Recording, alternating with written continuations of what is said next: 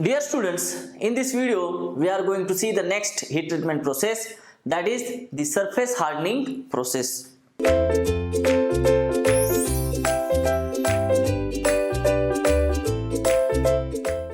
So in this process we are heating the surface of the steel component by using either the flame or some induction heating above upper critical temperature of the material and suddenly quenching this heated surface to form the martensite, which will increase the hardness of the surface.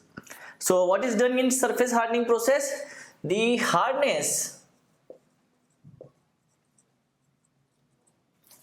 of the surface of the steel component is increased. How?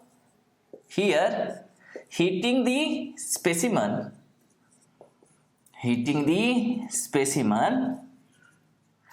above upper critical temperature,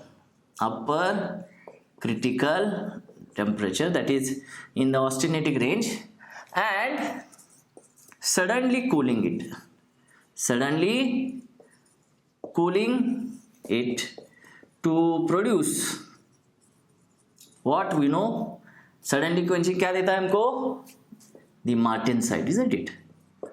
The martensite, and this will provide the hardness on the surface of the component.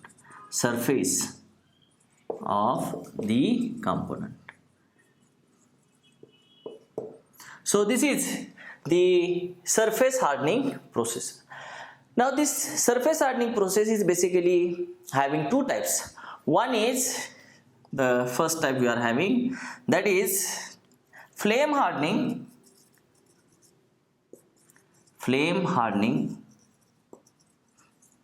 and the second we are having, that is induction hardening.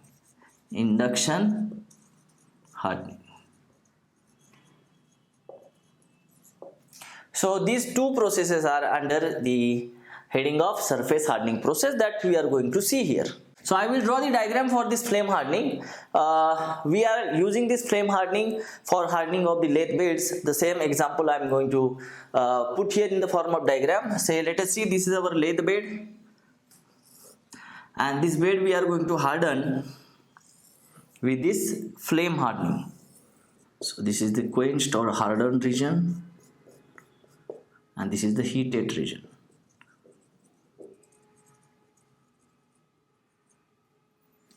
We are having here the oxygen pipe,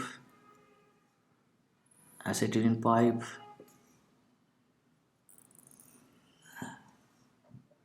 we are having here water pipe or water tube. This is water spray. This is the acetylene flame. This is the carriage. This is feed given to the carriage in this direction. This is C2H2 tube or pipe. This is oxygen pipe for this having this flame here. So see here, dear students, in the flame hardening process, what we are going to do, we are going to heat the steel component or the surface of the steel component by using this acetylene flame is here. So this is the acetylene flame, and we are reaching with this flame below the upper critical temperature or at the austenitic range, and after heating we are subsequently cooling this heated surface by using this water sprays. So with this water sprays, the sudden quenching is done, and because of the sudden quenching of the heated region, we are getting here the martensite, isn't it? And you can say this is the hardened layer. This is the hardened layer. So this is the flame hardening. See here. So this is the oxygen pipe and the acetylene pipe for making this or producing this flame, acetylene flame here. This is the carriage containing this flame setup, and after heating, so immediate we are having these water tubes, and these here the water nozzles which will spray the water on the heated region for the sudden quenching. So in this fashion, and you can name this is the lathe bed. We are doing this flame hardening. So this is how the flame hardening is done actually. Understood? The thing is that, so here if you see, the process can be suitable for the complex and intricate shapes, please remember. But here, the whatever the martensite is for is not in the uniform manner. Please remember, the martensite form is not in the uniform manner. Why it is so? Because non-uniform heating and cooling. The non-uniform heating and cooling. These are again the very important things about the flame hardening, that this flame hardening process is suitable for complex or intricate shape. But here whatever the martensite is formed in this layer is non-uniform, as the heating and cooling is also not uniform in case of the flame hardening. Please remember this. So these are 2 or 3 very important points about the flame hardening, isn't it? Now after flame hardening, we are having the another surface hardening process, that is the induction hardening. Let us see it. So in the induction hardening, the component is heated with this induction coil which is wound on the specimen, and with this high frequency AC current we are heating the specimen so that the component becomes hot, and it is taking it to the austenitic range, and after heating or getting this component hot, we are spraying the water spray on the heated component so that we can get the rapid quenching, results into the formation of martensite. This is how this induction hardening is done. See here, if this is the specimen, so on this specimen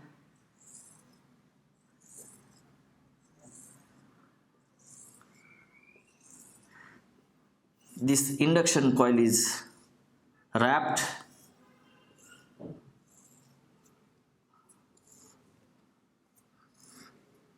and here after this component become hot, or this component goes up to the austenitic range, there is the sudden quenching by the water spray.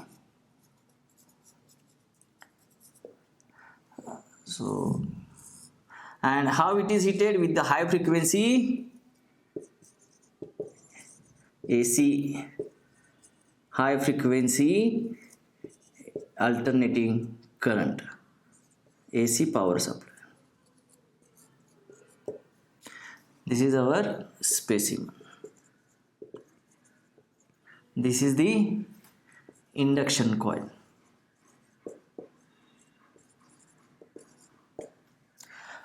So this is the actually induction hardening. Please remember, here the component or this specimen is heated with the high frequency AC power supply, which will produce the high eddy currents, and because of that the heating of this specimen takes place. When it sufficiently become hot, it is quenched with this water spray, which will result into the formation of martensite, and the surface of the component becomes hard.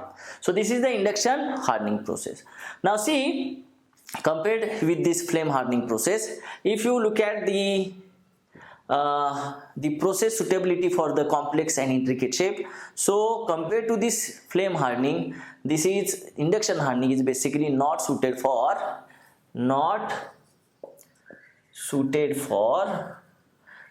complex and intricate shapes. But here, whatever the martensite is formed, it is uniform. So you are forming the uniform martensite. Why? Because uniform heating as well as cooling. Uniform heating and cooling, because this we are getting the uniform martensite. As in case of the flame hardening, we are not getting the uniform martensite because there was not uniform heating and cooling of the specimen. But here, of course, we are getting. Only thing is that this kind of thing we cannot do with the complex and intricate parts. So basically, this induction hardening process is well used for the crankshafts and the gears, etc. But very importantly, it is used for the